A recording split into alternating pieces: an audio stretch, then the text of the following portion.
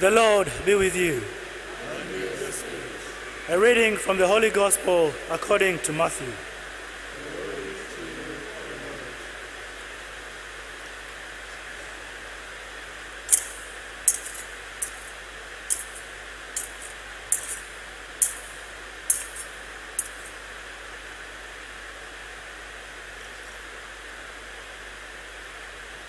At that time, seeing the crowds, Jesus went up the mountain, and when he sat down, his disciples came to him.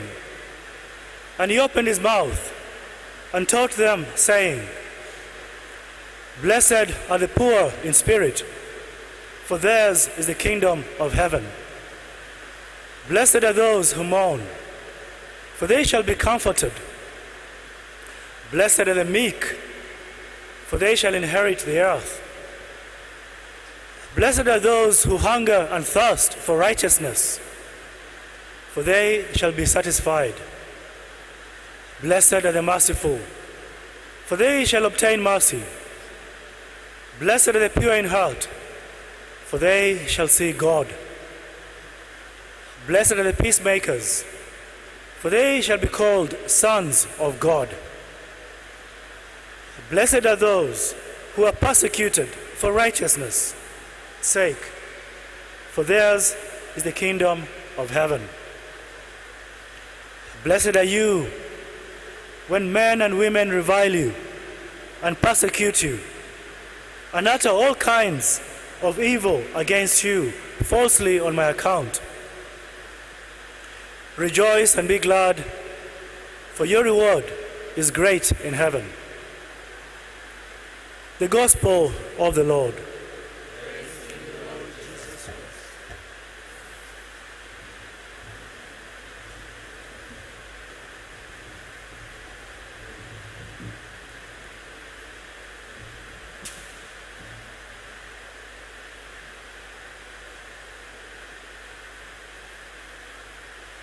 Have you ever met a saint?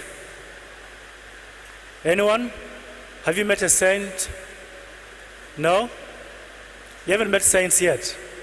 What about me? What about me? Am I not a saint? No? You don't think so? What about the choir? Do you think that those guys there are saints? Huh? What about our readers and our altar servers?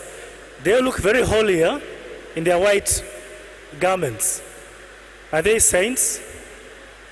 You don't know. Maybe. Well, in one sense, all of us here, we are saints. Okay? We are saints. We are part of what is called the church militant. Huh? Militant because we are fighting. Not like the army, but we are struggling to be holy, to get to heaven. Then you have the church triumphant, those saints who are now in heaven. They're triumphant because they've achieved what they wanted to achieve. And then you have the souls in purgatory. That is the church suffering. Okay? But all three groups, the church militant, the church suffering, and the church triumphant, all of us, we are saints in our own way. The saints in heaven are completely saints. They're completely holy. The rest of us, we are saints, but we're also sinners. So I asked you the question, if you have met a saint. Now, I met a saint once. He was not a saint then, because to become a saint, you need to die. Okay? But this person, after he had died, he was declared a saint. This person is called John Paul II. Do you know John Paul II? He was a pope for many years. Okay? And when I was very young, so I was the same age as our altar servers, I was 6 years old. John Paul II came to Nairobi. I remember it was a very important time for me. It was 1985. And when I saw John Paul II. You know, he was being shown on TV. The crowds were going to see him on the streets. So I asked my parents, who is that man?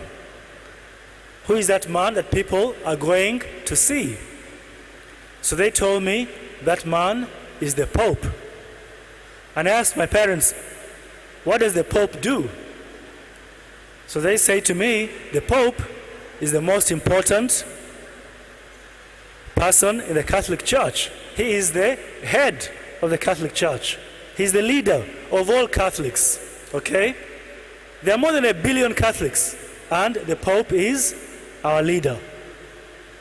So I say to my parents, when I grow up, I'm going to become the Pope. I said I'm going to become the Pope.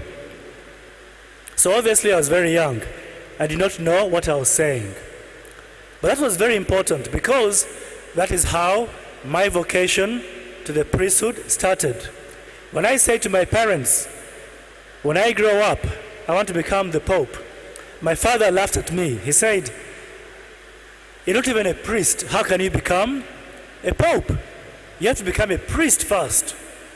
So it came into my mind that one day I will become a priest. And after becoming a priest, I will become the Pope. Now, when I was a teenager, that dream continued. I was hoping that one day I might become the Pope. But I began to have other dreams. Do you know someone called Bill Gates? Huh? So Bill Gates is still the richest man. When I was a teenager, he was the richest man in the world. So I say to myself, either I become Bill Gates, the richest person in Africa, and I can help many people, like Bill Gates has done, I can become a philanthropist, or I'll become the Pope, the leader of all the Catholics. As I began to get older, I realized that these dreams were crazy dreams. Okay? It is almost impossible for me to become the Pope. It is almost impossible for me to become like Bill Gates, to become the richest person in the world. I'd have to work very hard to do any of those things. However, I remained with my vocation to become a priest. And so, after having worked as an accountant, I used to be a chartered accountant, and I worked in London for some years, I said, let me go and become a priest. So I joined a group of priests called the Jesuits. And the Jesuits, we have some rules. One of the rules is we cannot become a bishop. We cannot become a bishop. So that means I was never going to become a pope. I gave up that dream.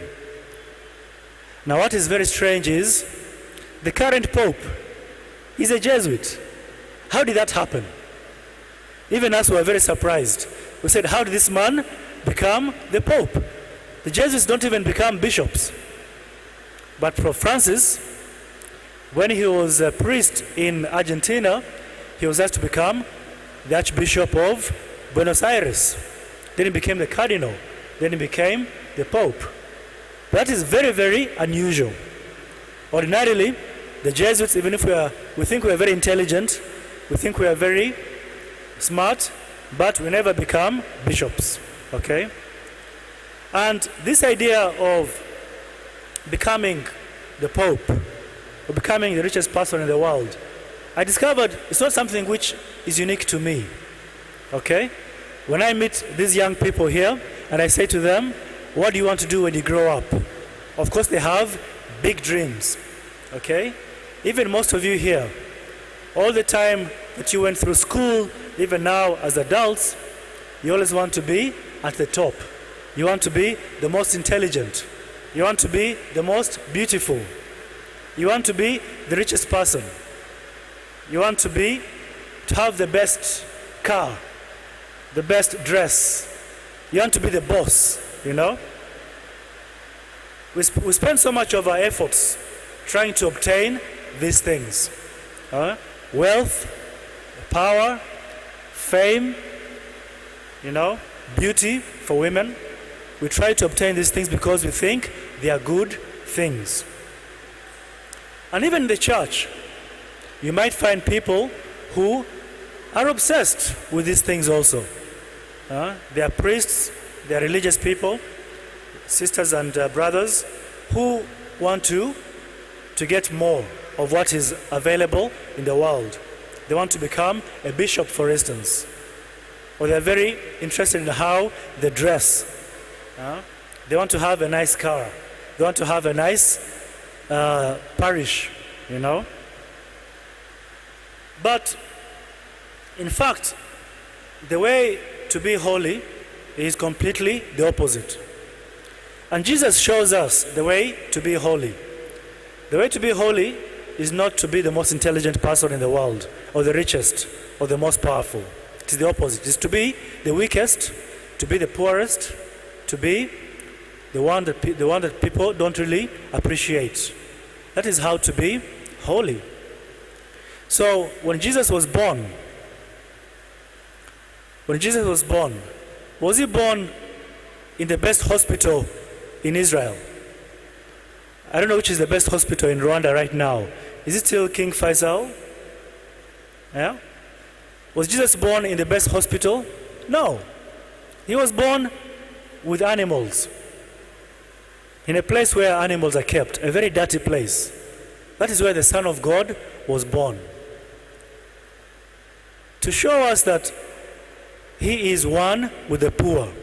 He wants to be as poor as the poorest person on this earth. When Jesus was raised, when he was a child, was he raised up in a palace, in a big house? No. He was raised in a very small town, which no one knew about. One of his disciples said, "What good can come out of Nazareth?"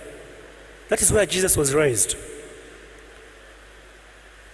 When Jesus was growing up, when he became an adult, was he the richest man in Israel? No. He was just a poor carpenter. He used to work with his hands. He was a very humble person.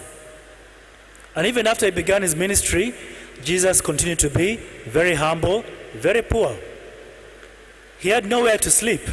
He used to say that foxes have holes, birds have nests, but he, Jesus, has nowhere to sleep. He had to beg to find a place to sleep. Sometimes we see him in the Bible, he's sleeping in a small boat. He's very tired, he's been working all day, he has nowhere to sleep. He's sleeping in a boat. Okay? And Jesus did this consciously. He chose to be poor. He chose to be humble. Up to having a very humiliating death. You see, many of us, when you look at the cross, I don't know where the cross is here. Oh, it's right here. There's one right here. And there's one over there. Okay? If you look at that cross, I think many of us can see it as something beautiful. It's made of gold. Okay? But think for a moment, what if it was you who was there? Would that be a nice thing? Would you be enjoying yourself? No. And at least Jesus there is covered, you see, is a bit of a cloth.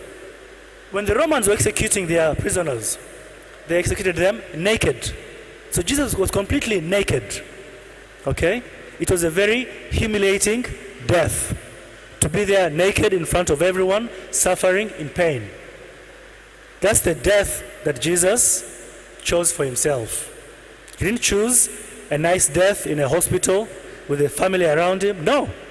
He chose the worst possible death you can imagine for us, to save us. And the day before he died, when he was with his disciples, you know what he did? He washed their feet. He said to them, I'm your master, I'm your teacher. But look, I am washing your feet. I am doing the work of a slave. I have become a slave for you. Okay? That is the way of holiness. The way of holiness is not the way of becoming a rich person. The way of holiness is not becoming the most beautiful person. The way of holiness is not becoming the most powerful person or the most intelligent. No. The way of holiness is to be the poorest, to be the most humble, to be the least powerful. Once you understand that, you understand everything that you need to know about what it means to be holy.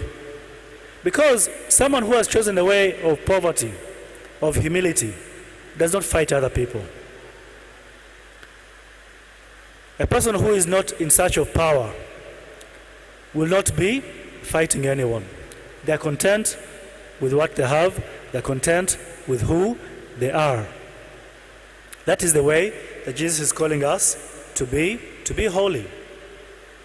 And that is why in the Beatitudes which we listen to, Jesus says, you're blessed when you are poor. Because the poorest are the ones who are close to God. They know what it means to go without. You're blessed when you're hungry and thirsty. Because that is when you need God the most. You're blessed when you're humble. You're blessed when you're pure in heart. You're blessed when you're persecuted. When people treat you badly, you are blessed. Because that is the way to holiness. Every saint you'll ever read about. When I was a child, I like to read the lives of saints. Francis of Assisi, Mother Teresa of Calcutta, John Paul II, the Uganda Martyrs. All of these people were very humble people, very poor people. If you choose to go the way of looking for money, looking for power, looking for beauty, for health, and all these things which the world says are good, then you lose out on the most important thing, which is the life that God gives to all of us. Right now, I live in a place called Chicago, in the US. Now, you might think that in a place like Chicago, life is very good. It's not good for everyone, okay? Some people are homeless. They have nowhere to live. They live on the streets, okay? And they go begging for money, for food. And I meet these people all the time, okay? If you meet them, you might be a bit scared of them because they are dirty. Some of them have lost their minds. So they're just talking nonsense, okay? So it's very difficult to go close to these people. But I say to myself, as a priest, how can I run away from these people?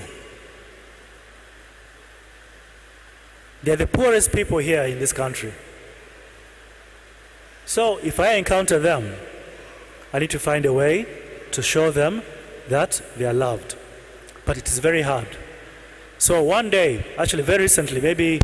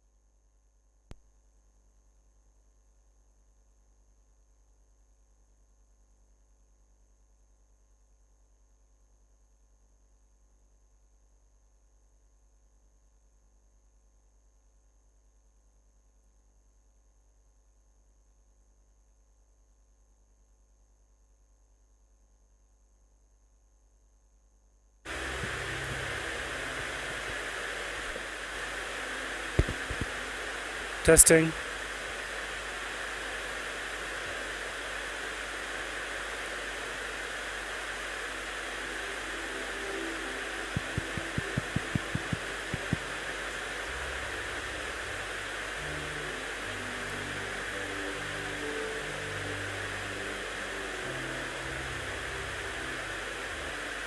Testing. Okay, we're back on now. All right, so I was saying that I live in Chicago, and there are many homeless people there. And so recently I met one of them. And unlike most homeless people, this man was actually very clean and is very polite. He said to me, "Sir, I'd like to recite a poem for you," which was very strange. He said, "Please, can I recite a poem for you and you can give me some money?" Now, unfortunately, I don't carry any money. Yeah? Usually, in the US, I pay for things using a card, a bank card. So I said to him, "I'm very sorry, I really don't have any money to give you." Okay? But as I left him, I wished that I had spent some time getting to know him, at least to let him know that I recognize him as another human being who is loved by God. I was wishing I'd spent some time to hug him, to give him an embrace, because homeless people in America are very lonely. They tend to live on their own. They're isolated. Okay? So every day, even though I'm a priest, I discover that I can grow in holiness. I can do more to be holy. And that is the same for each one of us. The way we do it as Jesuits, and I think many of you also, is that before we go to bed, we look back at the day to remember things which happened, and to remember where God was present and where God was absent. And that is how we can discover how we can grow in holiness. That exercise at the end of the day is called the examination of conscience. Okay? It's a way to think about how we behave, how we treat other people. And if we are faithful to that, we can notice how we don't love others as much as we should. And we can grow to love them more and more. So today, when we celebrate the Feast of All Saints, let us try to behave more like saints, because that's what we are. Okay? God is good, and all the time. Excellent.